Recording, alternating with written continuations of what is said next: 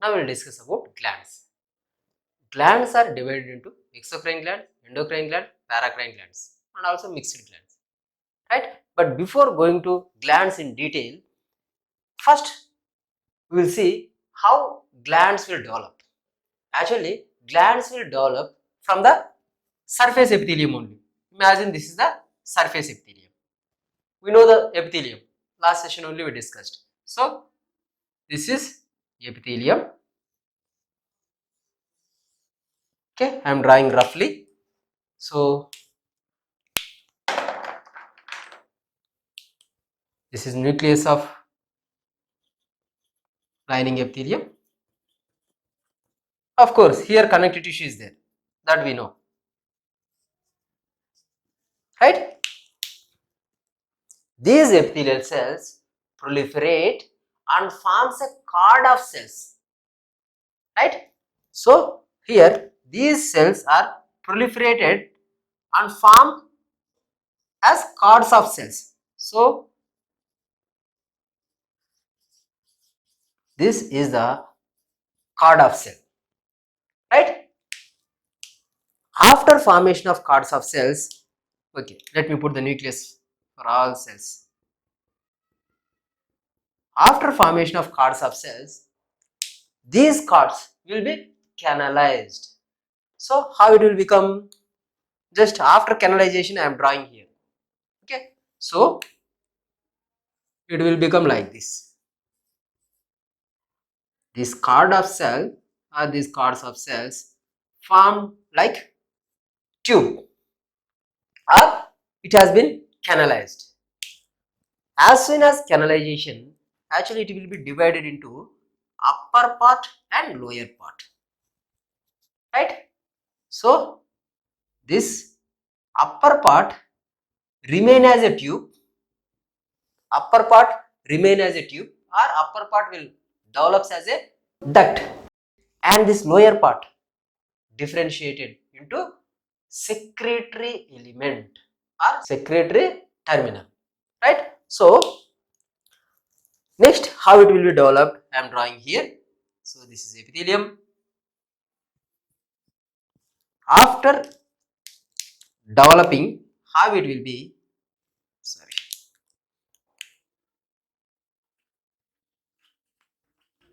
So, what I said, this proximal part is going to become duct, lower part is going to become secretory terminal. So, this part is going to become duct. So, this is forming the duct. Of course, here this is the lumen of duct, right? So, this upper part became duct and the lower part became secretory terminal, right? So, here it became like a acinus or alveolus. Clear?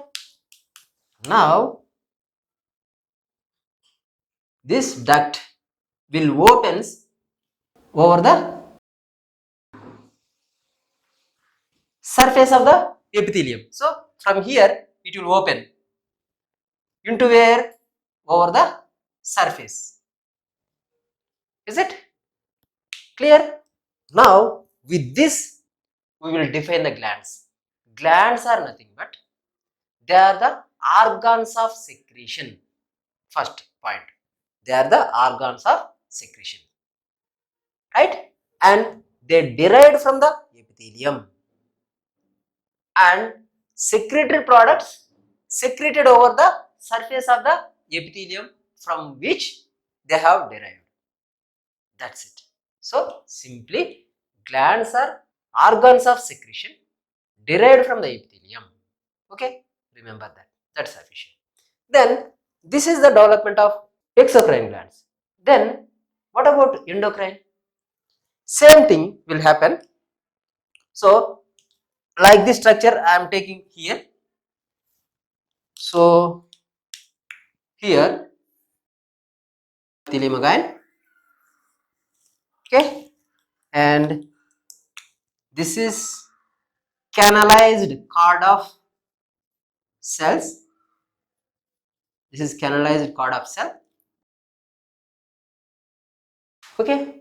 Now, actually this upper part is converted into duct. Lower part has to convert it into secretory end piece. But in case of development of endocrine glands, this upper part, that means the part which is going to form the duct, this part will be degenerated or disappear. So only part which is going to form secretory end piece are specialized cells which can produce endocrine secretions. Those cells only will remain. The upper part cells will be, or the part which is going to develop tube or duct is going to degenerate.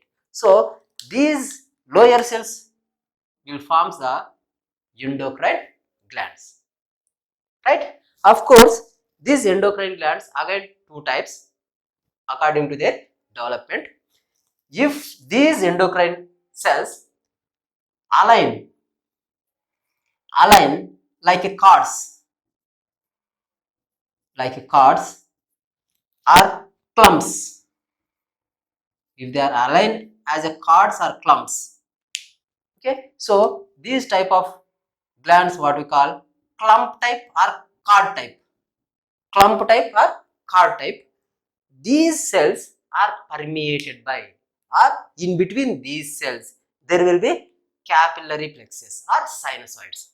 Okay, for color differentiation I am drawing with blue color. Just imagine these are the sinusoids which are present in between the cords of cells and between the cells, right? So example for these type of cells, almost all endocrine glands.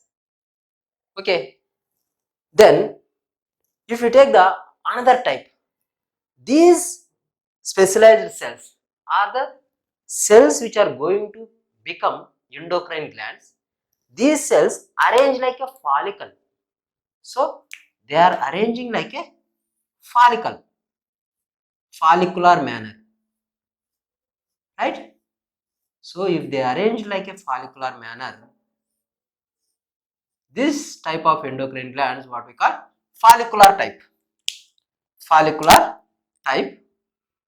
These follicles are surrounded by capillaries or sinusoids. So surrounded by capillaries. Okay. So this is about follicular type. Okay. Actually,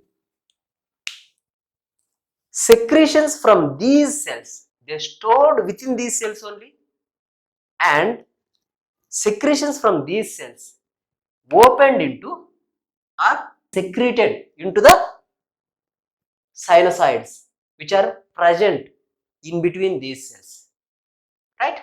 So this type of storage what we call intracellular pattern, right? This total card type and clump type. But in case of follicular type, cells which are producing hormones or the secretions, these secretions will not directly enters into blood. They will not directly enters into blood. That means secretions from these follicular type of glands, they will not directly enters into bloodstream. First, they enters into follicle. They enters into follicle. Here some changes will happen or storage will happen, right? After changes, it will stores here, and from here whenever there is necessary, okay, whenever there is need, these secretions will be poured into the bloodstream, right? So this is about endocrine gland development and how they works, right? Then with this basic idea we will go for classification of glands. Okay, I hope you understood this basic idea.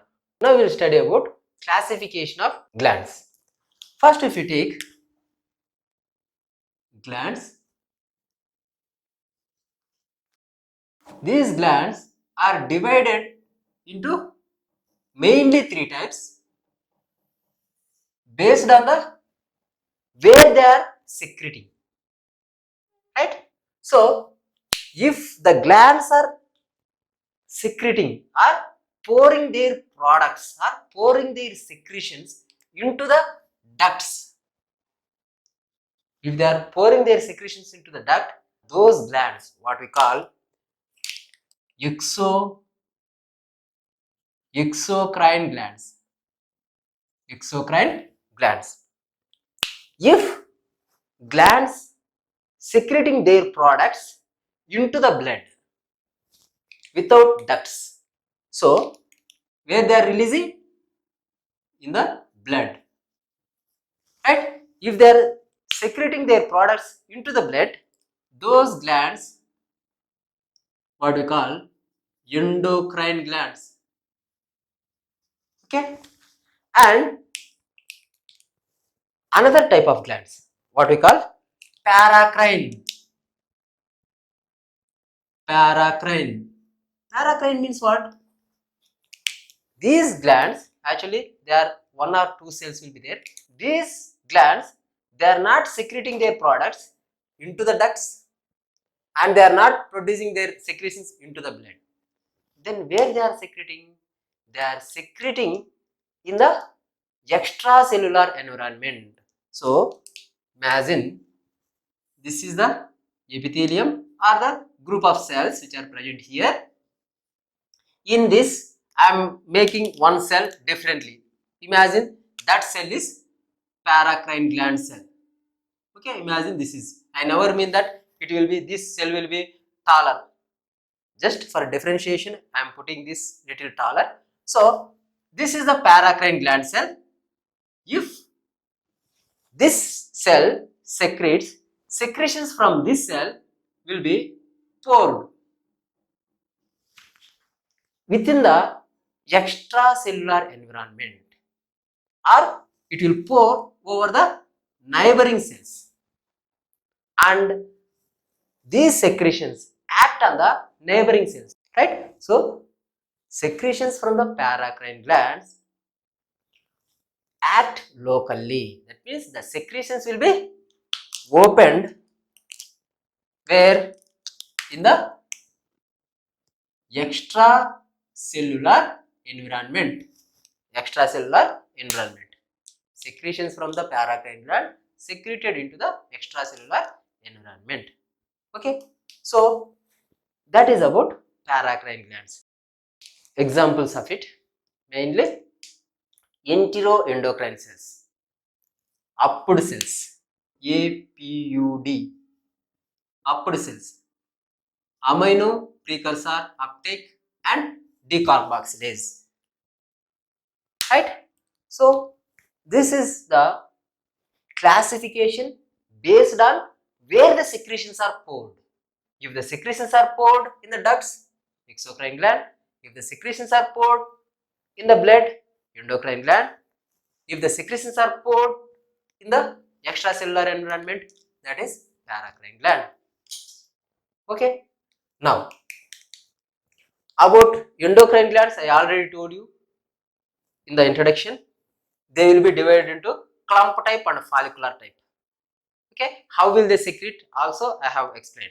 So I am not going to discuss about endocrine now. Then paracrine, I already told, that much description is sufficient about paracrine glands. Okay, now we have to classify exocrine glands. If you take the exocrine gland classification, it will be further divided into different subtypes based on number of cells, right? So unicellular and multicellular, right? First we will discuss about unicellular. Unicellular means only single cell. Actually if you take the lining epithelium of small intestine and large intestine along with columnar cells. Imagine these are the columnar cells. Along with columnar cells, we can found goblet cells. Goblet cells will be like this.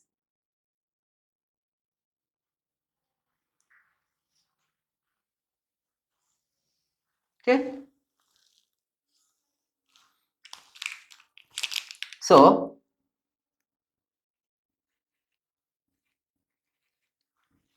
this is goblet cell. Goblet cells will secrete the mucus. Goblet cell secretes mucus. How goblet cells appear? Okay, I will draw one structure. Don't remember anything because this is the structure which we will use in some different situations. So what is it? Yeah, glass, peg glass. Okay, so these cells are looking like this. Actually, this what we are calling goblet. So cells are looking like this. That's what these cells what we call goblet cells. These goblet cells secretes mucus, right? Actually, these goblet cells are present in the small intestine, but when we are going towards the terminal part of the alimentary canal, number of goblet cells will be increased. That means in small intestine, less number of goblet cells will be there. In the large intestine, more number of goblet cells will be present. Correct?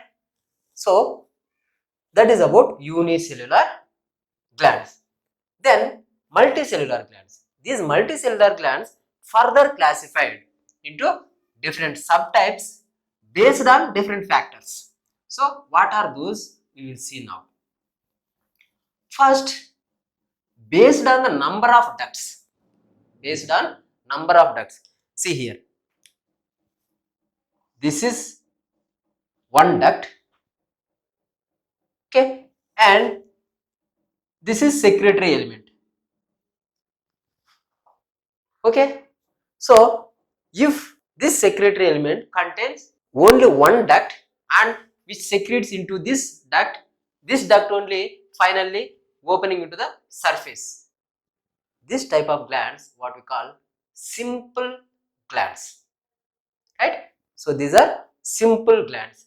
If there is many ducts, if there is larger duct, then smaller duct, then still more smaller duct and secretory element, right? So if there is many ducts, that gland what we call compound gland, right? So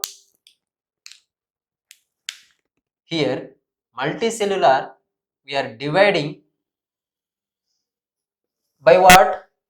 Based on number of ducts. Based on number of ducts. Number of ducts, right? So based on number of ducts, they are divided into mainly two. One is simple. If we have only one duct, simple gland, and another one is compound.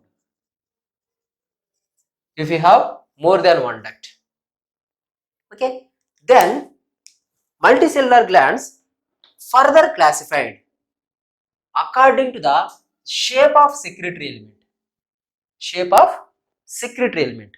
So here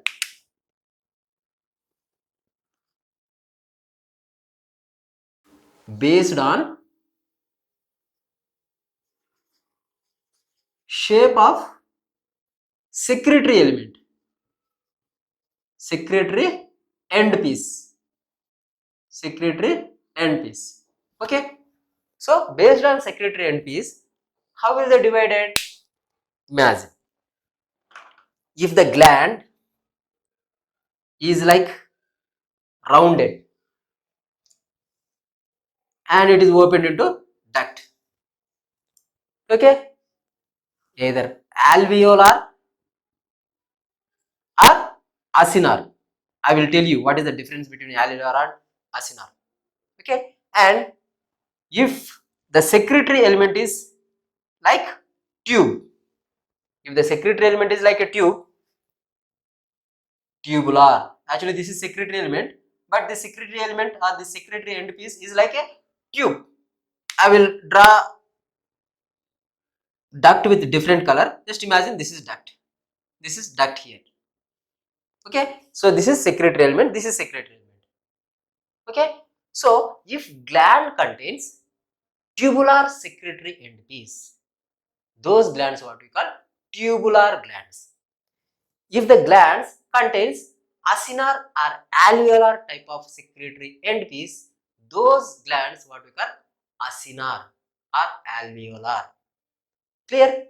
So based on the shape of the secretory end piece, we are dividing into tubular, alveolar or acinar. That I will tell you what is the difference between alveolar and acinar. Then there will be mixture of alveolar and tubular. Those glands what we call tubulo-alveolar,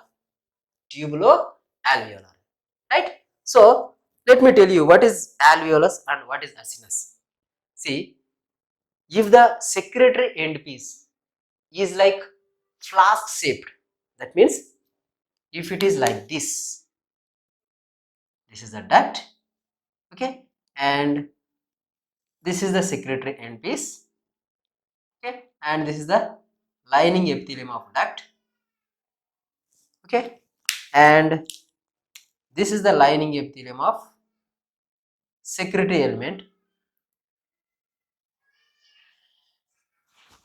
See, it is like a flask and the lumen is larger, so that is alveolar. Okay, then another type acinar means this is the duct and this is the secretory end piece. Lining cells are larger so that lumen is smaller. Okay, this type of secretory elements what we call acinar, right? So this is alveolar and this is acinar. Okay, for differentiating purpose only I am telling. If you say it's alveolar acinar, it's almost okay, no issue. But have an idea what is the difference between alveolar and acinar. Okay, so based on the secretory element, we are divided glands into what are the different types? Tubular, alveolar, tubulo-alveolar. Mainly divided into tubular, alveolar,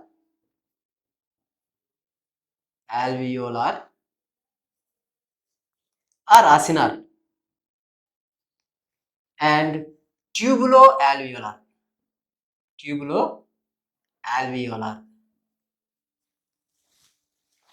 Okay, then based on the manner of secretion, again these multicellular exocrine glands divided into another classification.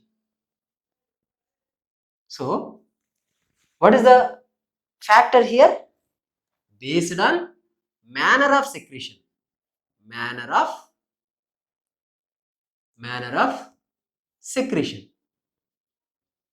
okay. So based on manner of secretion, they are divided into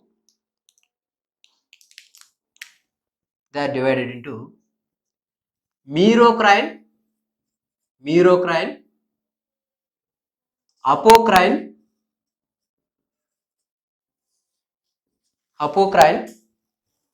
holocrine, and cytocrine. This is based on what? Based on manner of secretion. Then based on nature of secretion. Nature means if these glands secreting the water-like substance, right? Those secretions what we call serous, right? So those glands what we call serous glands. If the glands are secreting mucus or thick secretions, those glands what we call mucus glands, right? In some glands there will be both serous secreting component and mucus secreting components. That's what those glands what we call mixed glands. So based on the nature of secretion, nature of secretion, we are divided into what are the different types? Serous, mucus and mixed. Okay, is there any other classification? Yes, based on development. So another one is based on development. Okay, based on development, they are divided into endoderm, that means endodermal derived glands, mesodermal, that means mesodermal derived glands, then ectodermal glands. Okay, so this is the broad classification of multicellular exocrine glands, right? Now we'll see one by one. First we have to describe about simple compound, tubular alveolar and tubuloalveolar, because there is a mixture, there is a classification, it is a mixture of based on number of ducts and based on shape of secretory elements. That's what we will see first these things, then we will go for remaining things. Those are very easy only. Of course these are also very easy, but still we have to combine these two. How will you combine? First, if you take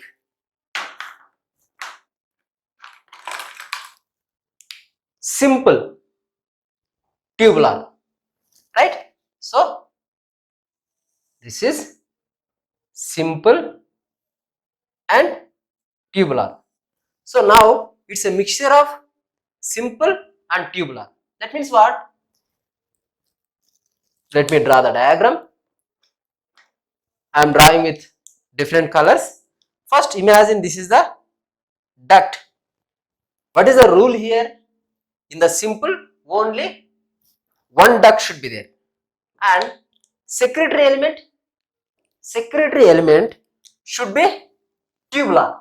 So this is, imagine this is the secretory element, right? Then this simple tubular, further it will be divided into simple tubular one. First one is simple tubular, okay, and second one is simple coiled tubular. So duct will be like this, okay, and gland is tubular. This tubular structure or this tubular gland is coiled, right? So what is it? Simple tubular coiled or simple coiled tubular. Simple coiled tubular, right? Then another thing is here simple branched tubular. Here branched tubular means what? Here secretory element is branching, not duct. Secretory element, imagine this is the tubular secretory element. This secretory tubular element dividing. So the secretory element is branched, right? And the duct is one. Duct is only one. So how can you call this? simple because only one duct, branched because secretory element is branched. And which type of secretory element is that? Tubular. So simple branched tubular. Simple branched tubular. Okay. So this is the classification when we mix simple and tubular. Okay. Now we will see the examples where we can found this simple tubular epithelium. Where can you find the simple coiled tubular? Where can you find the simple branched tubular? If you take the simple tubular, we can found in the intestine. That means intestinal glands are example for the simple tubular. Then simple coiled tubular, sweat glands. Okay. Then simple branched tubular, glands which are present in the stomach. That means gastric glands. Remember, gastric glands. Right. So this is about simple tubular. Right. Then another classification, I will draw with a different color. So simple alveolar. Simple alveolar. Right. Simple alveolar means what? Simple means only one duct should be there. So here duct is one. Okay. And the secretory element is alveolar or acinar. Okay. So this is simple alveolar. This simple alveolar further classified into, of course, simple alveolar one like this. This is simple alveolar, right? Then simple branched alveolar. Second one is, this is simple alveolar, and another one is simple branched alveolar. Simple branched alveolar. What does it mean? Like this. See, duct is single one. Duct is single, but the secretory element is alveolar, but it's branched. Alveolar, but it is branched. Okay. So this type of glands, what we call simple branched alveolar. Right. Now we'll see the examples. Simple alveolar or simple acinar. Where can you found? We can found in the urethra. That means urethral glands are example for the simple alveolar.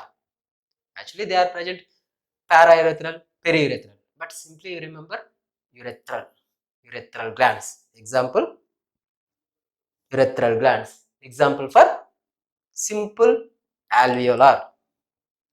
Simple alveolar. Okay. Then another thing is simple branched alveolar. Example, sebaceous glands. Sebaceous glands. Remember that. Sebaceous glands. Simple branched alveolar. Example is sebaceous glands. Okay. So that is about simple alveolar. Right. Then what is remaining? Compound. Right. There is compound tubular, compound alveolar, okay, compound tubulo-alveolar. See, compound alveolar, compound alveolar, right? So, compound alveolar means what? Very simple. Duct system is well developed so that there will be so many ducts like this. At the end of each duct, there will be secretory elements. So all these ducts finally opens into main duct. Is it? So what is it? compound alveolar, right? Then we forget one more thing, compound tubular also there, compound tubular. So that I am taking here, compound tubular, compound tubular.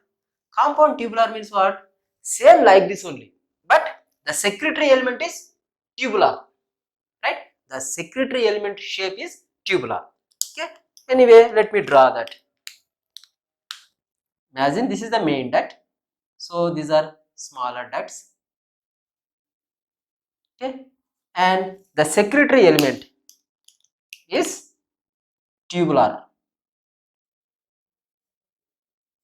and it contains many ducts. That's what it is, compound tubular,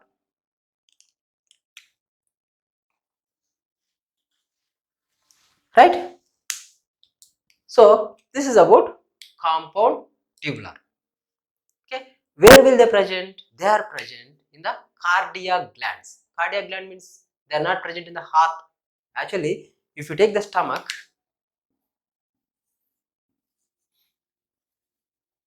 this is cardiac end of stomach.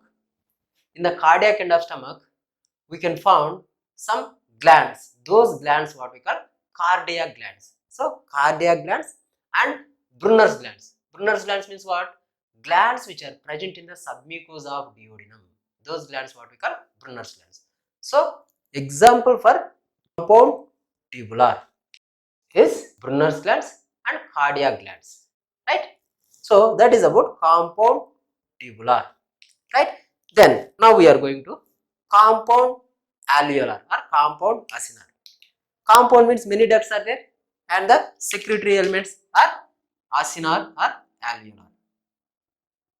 Okay.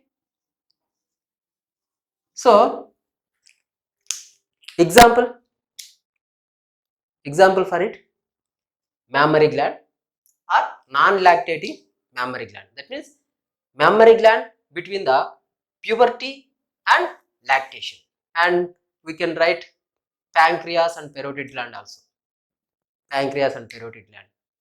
Okay, and non-lactating mammary gland. Then compound tubuloalveolar. So it's a mixture. It is totally mixture. So compound tubuloalveolar. Compound tubuloalveolar. Compound means many ducts.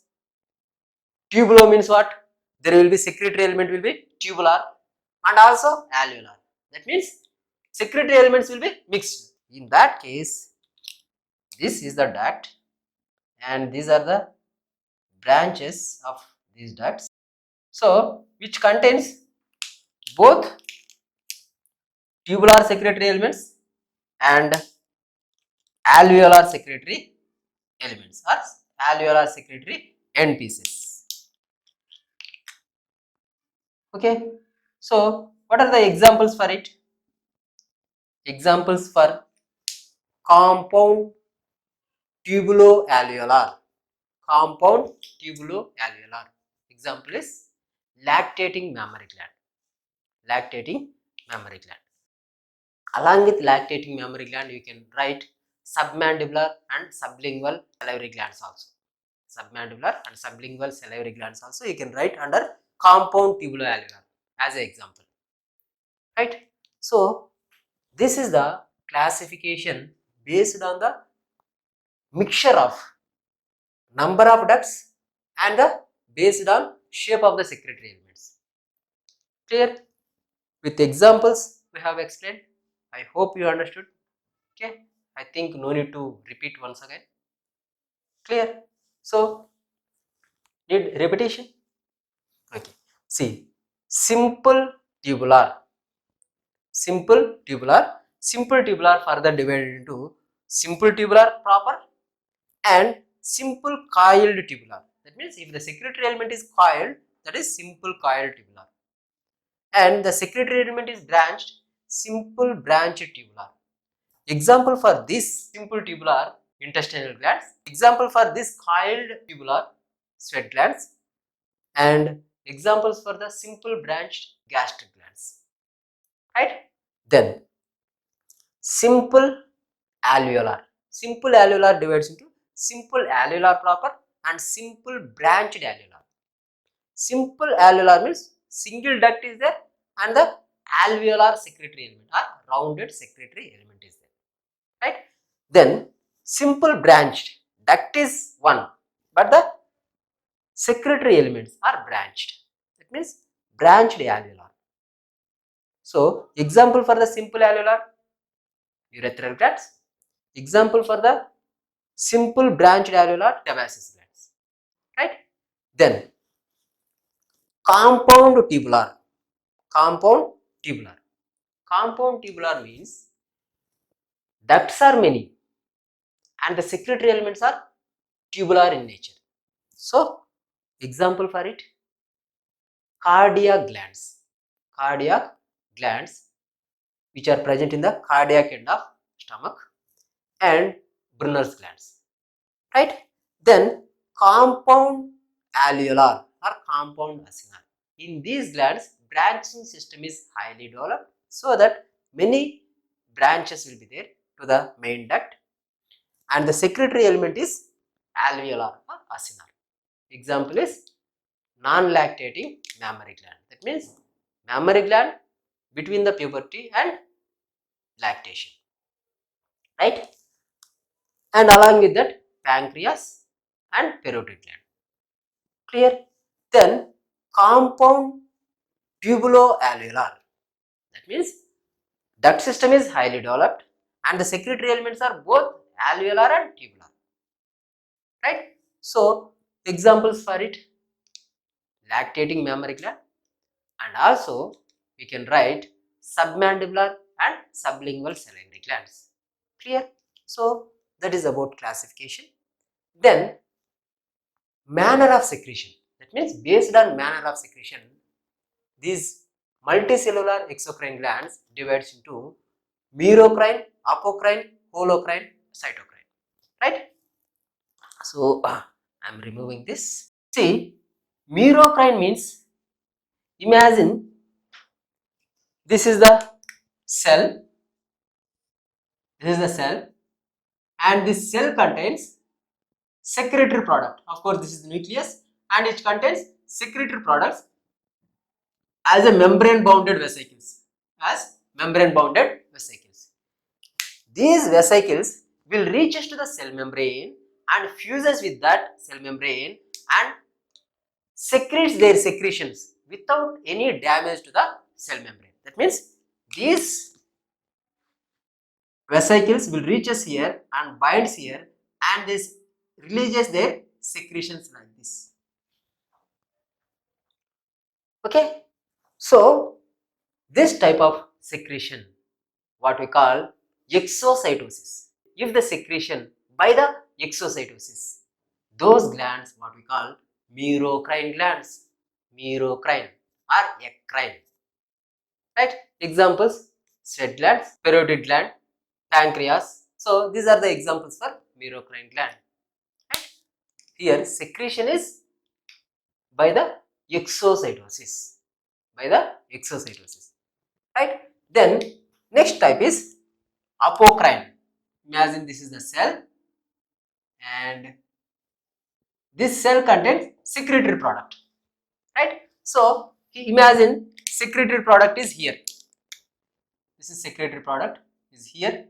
Okay, this secretory product along with apical part, here see apical part of the cell will be removed out as a secretion.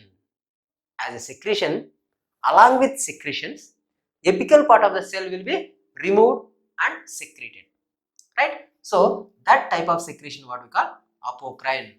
Apocrine means apical part of the cell will be removed along with secretions, but basal part and nucleus will remain and it will regenerate again. Okay, so that type of glands what we call apocrine glands. So this is one type of manner of secretion. is it? Then holocrine.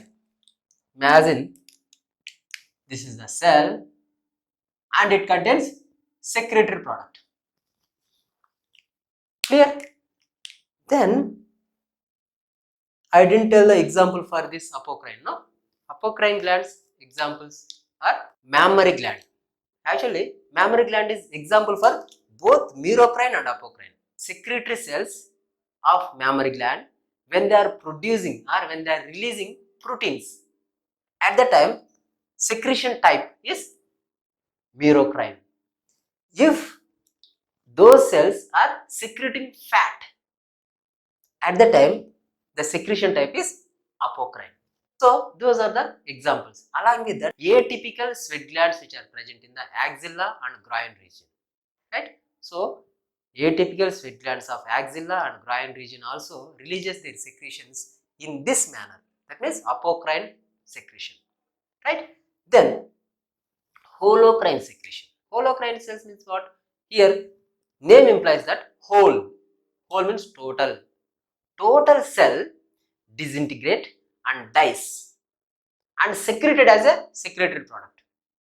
That means this total cell disintegrated and died. This cell is going to die and secreting as a secretory product. So this total cell is going to die and secreting as a secretory product, right? So those type of glands what we call holocrine. That means whole cell is going to disintegrate and secreting as a secretory product, right? So those glands, holocrine glands. Examples: sebaceous glands. Sebaceous glands. Sebaceous glands are best example for holocrine glands. Okay. Of course, you can write ceruminous glands also. Clear? So these are the examples for holocrine. Then cytocrine glands. Actually, if you observe, imagine this is the ovary. This is the ovary. At the 14th day of menstrual cycle, ovary releases ovum. Is it or not? Imagine this is the follicle. This is the follicle. From this mature follicle, I didn't draw detailed structure. Just imagine this is the follicle. From this follicle, there will be releasing of oocyte along with surrounding cumulus oophorus cells. Along with surrounding cumulus oophorus cells. Is it?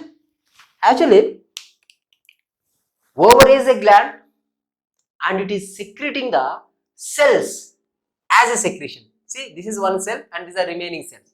Okay, this gland secreting the cells as a secretion. So that type of glands what we call cytocrine glands, right? Cyto means cells. Glands which are secreting the cells as a secretion. Clear? So that is about cytocrine. Then based on secretion, serous, mucus mixed. Serous means the glands which are producing the water-like secretions. These are serous glands. Mucus means glands which are producing the viscous or mucus-like secretions. Those glands what we call mucus glands. If the glandular element contains both mucus secreting part and serous secreting part, those glands what we call mixed glands. Serous glands example: parotid gland, mucus gland, sublingual gland, mixed gland, submandibular gland.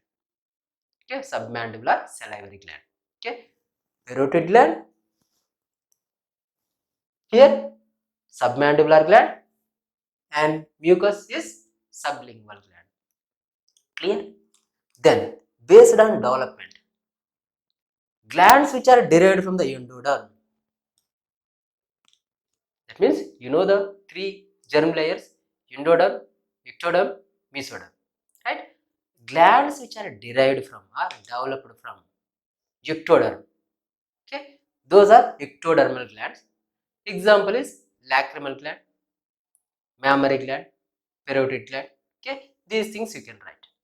Then mesodermal glands which are derived from or developed from the mesoderm, like spleen, gonads, that means testis, ovary. Okay, testis we can give example to the cytokine also, because testis will be releasing the sperms as a secretion, right? So that means testis we can write under cytokine glands also. Coming to the mesodermal glands, glands which are produced or glands which are derived from the mesoderm. Okay, what are those? Spleen, gonads, and adrenal cortex. Actually, adrenal cortex is not come under exocrine, but it's endocrine, but still it will be derived from the mesoderm. Then endodermal. Endodermal glands means the glands which are derived from the endoderm. That's it. So what are those? Thymus, thyroid, parathyroid, pancreas, liver. These are all the glands which are derived from the endoderm. Right? If you write few, that's sufficient. Right? So that's it about classification of glands. That's it for today.